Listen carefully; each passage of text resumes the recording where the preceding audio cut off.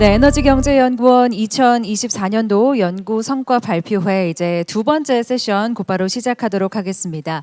이 두 번째 세션의 주제는 지속 가능한 전환을 위한 산업과 에너지 전략이 되겠습니다. 두 분의 발표가 준비가 되어 있고요. 마찬가지로 이어서 패널분들 모시고 함께 토론하는 시간까지 진행을 하도록 하겠습니다.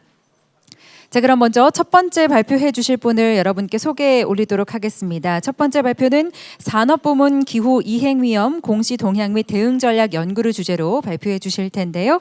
에너지경제연구원 윤범석 부연구위원님을 모시도록 하겠습니다. 네, 준비되셨을까요? 네, 나오실 때 여러분 따뜻한 박수로 환영해 주시면 감사하겠습니다. 예, 안녕하십니까. 에너지경제연구원의 윤범석입니다. 이번 연도의 그 기본 과제로 산업 부분 기후 이행 위험 공시 동향 및 대응 전략 연구라는 제목으로 연구를 수행을 하였습니다. 이재석 박사님하고 같이 수행을 하였고요. 우리나라 지금까지는 뭐 공급 측면 또 그리고 대내적 측면을 좀 살펴보았다면 약간 좀 국제적인 부분으로 좀 넘어가도록 하겠습니다. 예, 연구 목차는 다음과 같고요. 예, 연구 배경입니다. 예, 파리협정 체결 이후에 기후변화 대응을 위한 국제사회적 요구가 이제 강화되고 있습니다. 특히 2020년 이후에는 많은 국가들과 이제 경제 주체들이 탄소 중립을 선언한 상황이기도 합니다.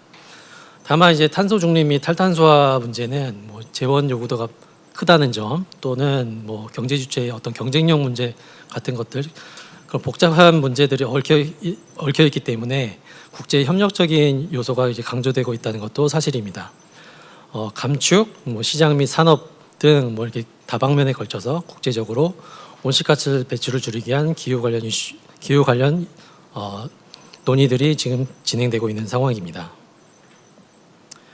이러한 와중에 그 기업의 재원 투명성과 관련해서 작년 6월에 기후 관련 국제 공시 기준이라는 것이 만들어졌습니다. 이하 ISSB 기준이라고 통칭을 하겠습니다. 이 ISSB 기준이 마련이 된 이후에 공시 의무화와 관련된 관할 지역별로 그런 그 관련 절차들이 지금 진행 중에 있는 상황입니다. 특히 이제 산업 부문 같은 경우는 배출량이 많은 부문을 중심으로 높은 수준의 잠재적 기후 전환 위험 및 기회 요인이 존재하고 있는 상황입니다. 이를 해결하기 위해서 OECD나 뭐 IEA 등 다양한 국제 이니셔티브에서 뭐 탈탄소와 무역, 그다음에 시장 표준, 그다음에 인프라 뭐 관련 이슈들이 다양하게 논의되고 있는 상황입니다.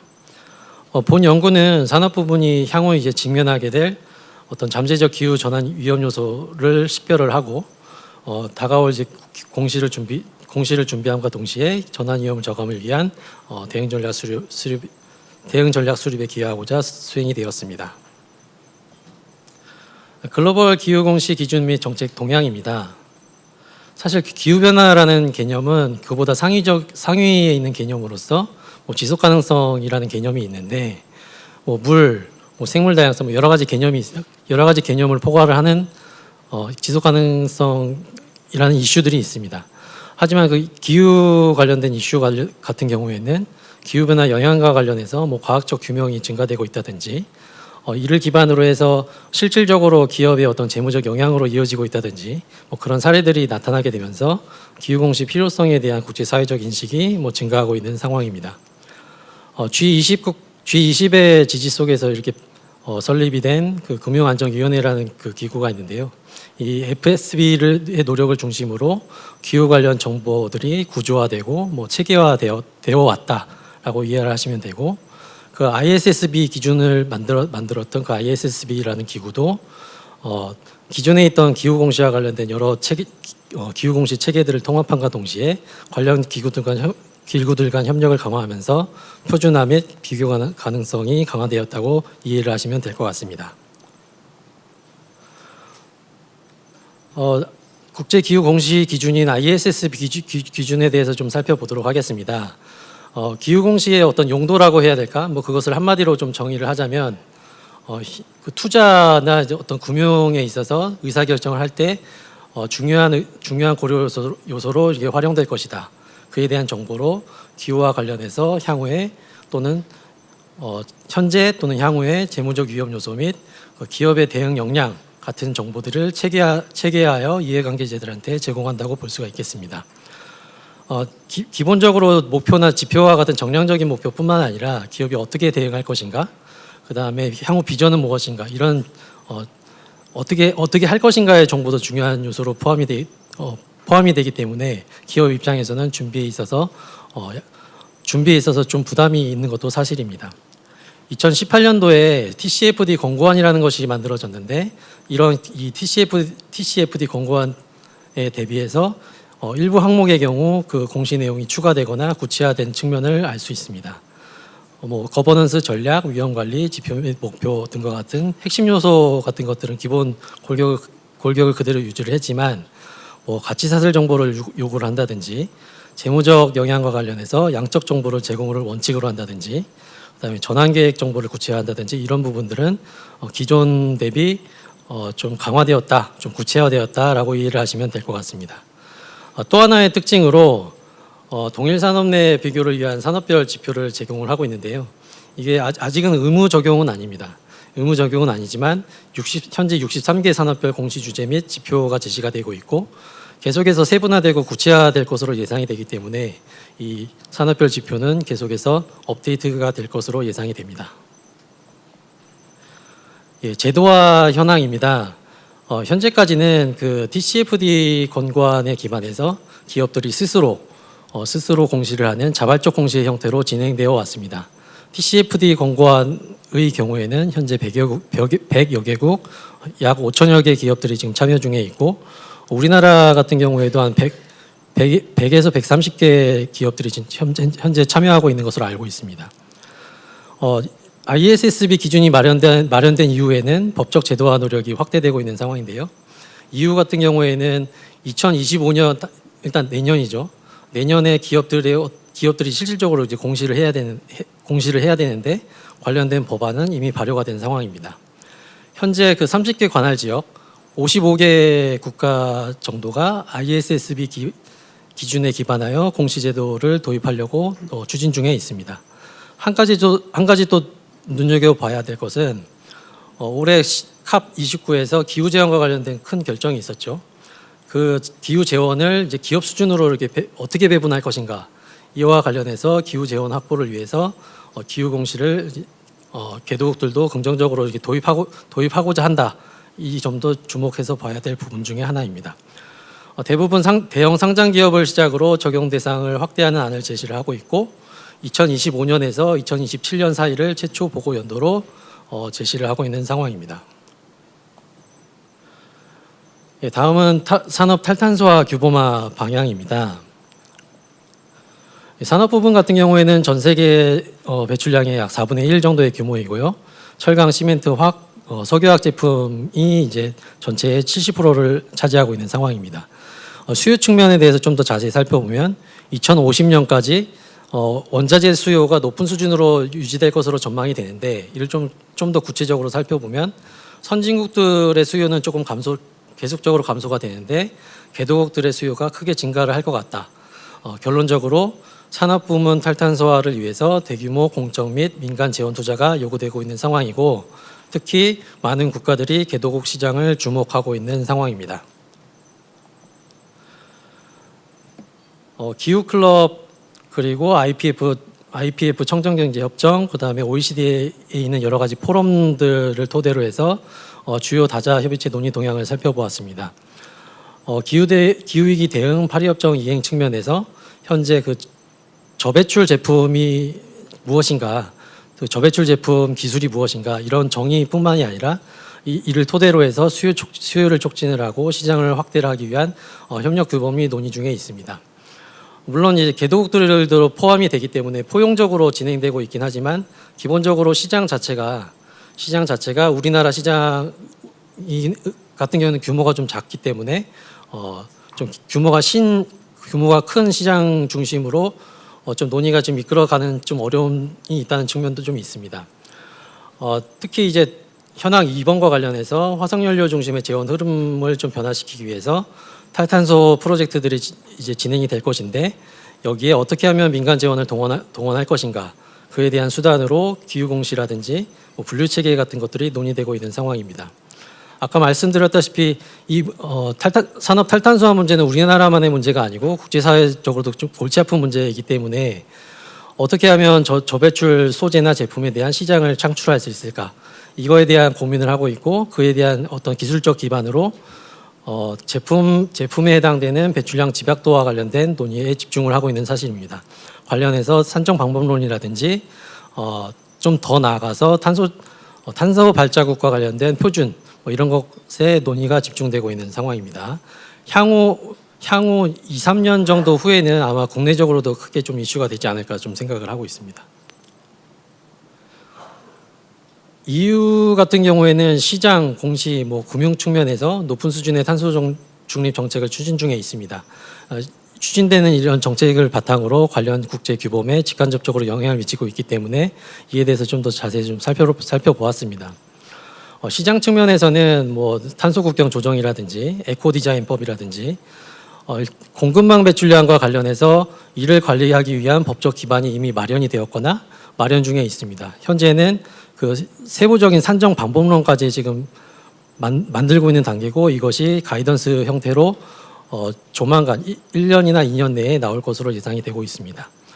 공시 측면에서 좀 살펴볼 것은 EU CSRD 기업 지속 가능성 공시가 있고 공급망 실사라는 부분이 있는데 주목해서 볼 부분은 우리나라의 그러니까 EU의 여개 국가에 있는 기업임에도 불구하고 그러니까 모기업이 우리나라에 있음에도 불구하고 2028년, 2027년 이 정도 수준에서 이 정도부터는 EU 기준에 따라 다른 보고를 EU에다가 보고를 해야 되는 상황이 있습니다. 이를 좀 시사점을 좀 살펴보면 기후 공시라는 것은 산업 탈탄소 규범화 측면에서 어떤 그 기업 투명성 측면이라든지 상호 협력의 신뢰성 그리고 민간 자금 동원 이런 측면에서 중요한 의미를 가지고 있고 그다음에 두 번째로 전환 금융이라든지 텍소노미라든지 공급망 실사 그다음에 저탄소 제품 표준 여러 가지 정책들에서 사용되고 있는 어떤 정보 같은 것들을 기후 공시에서도 요구를 하고 있는 그래서 기후 공시 부분과 여타 부분 간의 연계성이 점차 증가하고 있고 이것은 계속해서 조금 구체화되고 강화될 것으로 예상이 되고 있는 상황입니다. 기후 공시 규범의 어떤 전개 방향을 좀 간략하게 짚어드리면 기후 공시 의무화에 대한 국제사회적 요구는 앞으로 계속해서 강화될 것이고 그 중에서도 국제적으로 정합성을 갖고 상호 운영될 수 있는 어떤 기후 공시가 요구에 대해서 요구가 증대될 것 같다. 그리고 재무적 위험이 현실화 구체화됨에 따라서 관련 정보는 체계화 및 구체화될 것 같다. 이런 정보에는 공급망 배출량이라는 것이 있고 탄소 중립과 노력과 관련된 어떤 정보들은 향후에 계속돼서 구체화될 것으로 예상이 되고 있습니다. 금융, 투자, 산업 등 여타 정책과 연계될 수 있는 정보 요소가 강화됐다는 점은 방금 설명을 드렸고 산업별로, 업종별로 또 제품별로 이렇게 여건이 다를 수 있기 때문에 동일 산업 내 비교 가능성이 되게 중요한 요소로 작용하게 될 것 같습니다. 그와 관련해서 지표라든지 이런 것들이 계속해서 개발이 될 것이다.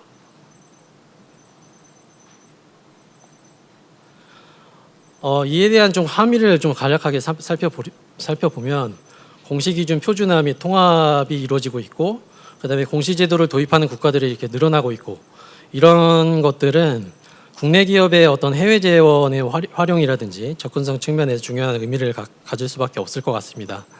또한 이제 공시 내용과 관련해서 어떤 공시 내용의 신뢰성 및 국가적 관리 노력 등이 어떤 국제 경쟁력 측면의 한 척도가 될 수도 있다.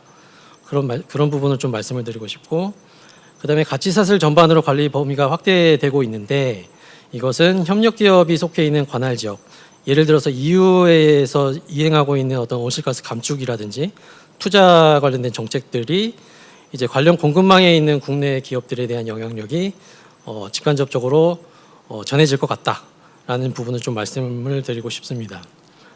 계약 및 투자 관계에서 동종업계의 시장 관행 및 규범이 중요한 고려 기준이 될 것으로 예상이 되고요.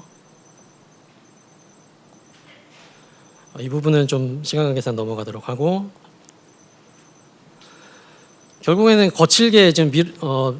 거칠게 다가오는 어떤 그 기후 공시와 관련된 여러 가지 그 규범화 같은 것들이 있습니다. 이런 것들에 대해서 이거를 그냥 넉넉고 이렇게 바라만 볼 것이 아니라 선제적 대응을 하고 이제 기업들의 능동적 참여가 촉진이 돼야 될 것으로 좀 판단이 됩니다. 일단 기후 공시 기준 및 제도화 측면에서는 그 적용 대상이라든지 공시 범위 이런 부분에 있어서 이해관계자들이 준비를 할 수 있도록 좀 로드맵이 좀 마련될 필요가 있다. 그리고 아직까지 시장 관행이 아직 없기 때문에 여러 가지 공시 정보들을 준비하는 데 있어서 여러 가지 혼선을 겪고 있거나 애로 사항들이 있는 걸로 알고 있는데 이에 대해서 세부 기준 및 교육 자료들이 좀 친절하게 좀 준비될 필요가 있을 것 같다.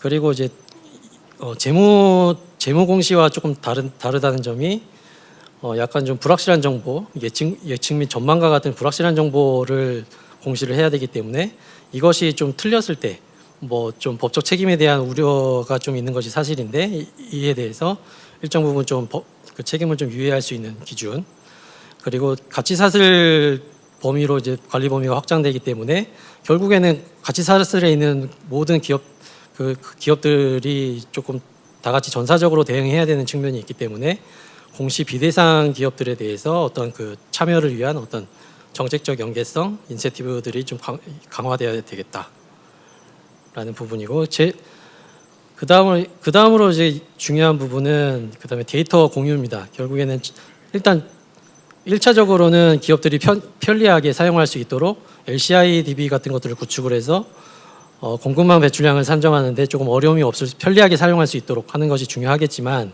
결국에는 배출량이 중요한 영역을 중심으로 계속해서 현장 데이터 활용을 요구할 것으로 예상이 되기 때문에 이를 위해서 지금 일단은 공급망 배출량 규제가 들어온 부분, 뭐 탄소 국경제도라든지 뭐 에코디자인법에서 그런 부분에 대해서 데이터 공유 플랫폼을 우선적으로 구축해서 운영할 필요가 있다. 관련해서 규칙 및 표준이 마련될 필요가 있다. 그 다음에 말씀드리고 싶은 것이 이제 기후 금융과 관련된 정교화 및 고도화인데요. 여러 가지 그러니까 산업 부분 입장에서는 배출량이 많기 때문에 투자자들 입장에서는 투자를 꺼릴 수밖에 없는 뭐 그린워싱이라 뭐 이런 것 때문에 투자를 꺼릴 수밖에 없는 위치에 있는 것도 사실이지만, 탈탄소를 위해서는 대규모 재원이 필요한 것도 사실입니다. 약간 이 딜레마적인 사실을 핸들링하기 위해서 녹색 금융이라든지 녹색 채권이 기존에 담지 못했던 이런 좀 사각지대나 좀 그런 부분을 좀 담을 필요가 있겠다라는 부분을 좀 말씀을 드리고 싶고, 계속해서 이제 국제 협력적인 요소가 계속해서 강조가 될 거기 때문에 상호 운용성 관련해서 지속적인 요구가 있을 텐데, 이것은 뭐 기후 공시라든지 뭐 데이터라든지 뭐 다방면에 걸쳐서 몰아칠 것으로 예상이 되기 때문에 이를 위해서 조금 좀 통합적으로 좀 산업 금융 기후 부분 간 뭐 좀 대응 체계 구축이 좀 필요하다.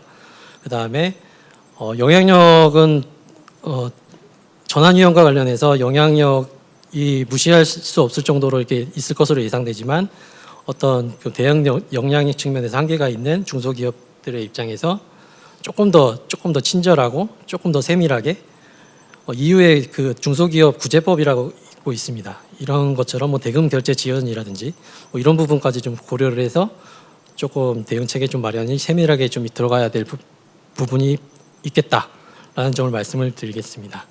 예, 감사합니다.